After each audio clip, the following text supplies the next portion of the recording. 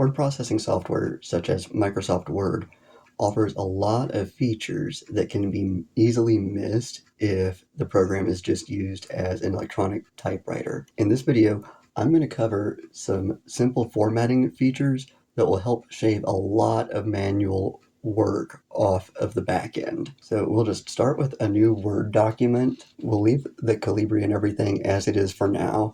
And we're just going to pop in a simple generic outline for words to play with to show how these features can stack and support one another. So we'll just make it a simple 3-point system. Bulleted support elaboration. And to make things really easy, we're just going to copy and paste this a few times. Make this point 2, and we've got point number 3. Now we can go over to the styles under the Home tab. And of course, title. By clicking this little drop-down box, you get a lot more options. We're going to hit title for that. Points 1, 2, and 3 are going to be headings. And once we do the first one, by just clicking anywhere on point 2, Control Y will repeat the very last action you did. And when it comes to formatting, that can save a lot of time so you're not constantly scrolling back up and down.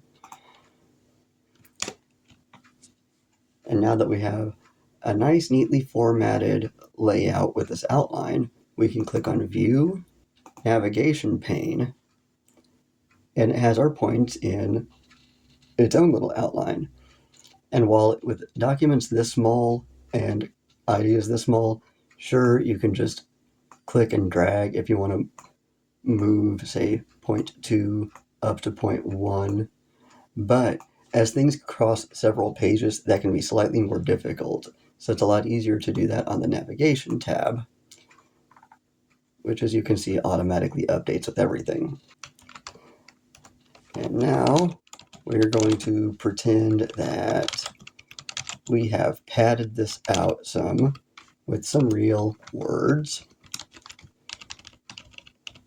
And right now I'm just going to kind of borrow from the Disney Star Wars methodology of copy, paste, copy, paste, copy, paste. And since we're not much of an outline now, if this is expanding on to a book form, let's say we want to update these from points to chapters.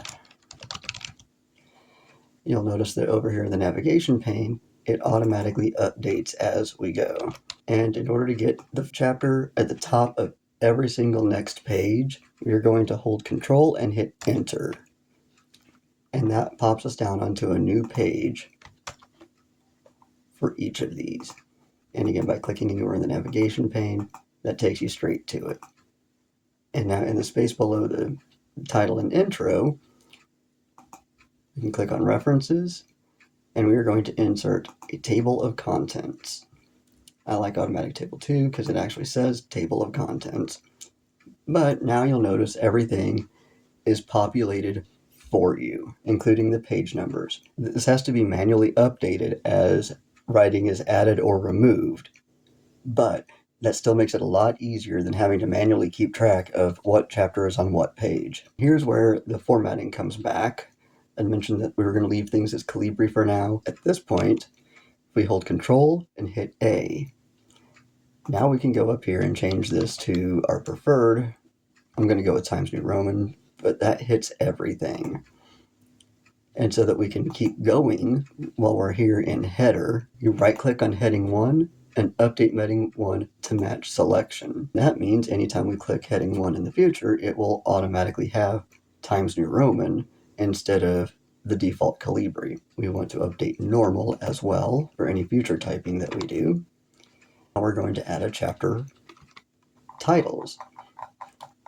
So we will do chapter 1, first chapter, chapter 2,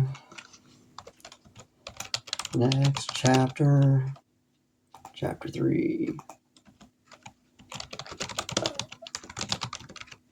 another chapter, channeling our best Kathleen Kennedy. we're just going to copy and paste the previous. We're going to change this a little bit and pretend it's something different. And then, of course, we go back to the beginning of that, so we can hit Control-Enter, pop it onto a new page. Go back up to our table of contents, update table, and we're going to update entire table. Everything is now on there with the updated chapter titles and whatever page they are on. In my next video, I'm actually going to cover headers and footers, and that will show how to insert page numbers at the bottom of each page. I will also be going over watermarks, columns, breaks, and things such as hanging indents. If you found this video helpful at all, please consider clicking like and recommending to your friends.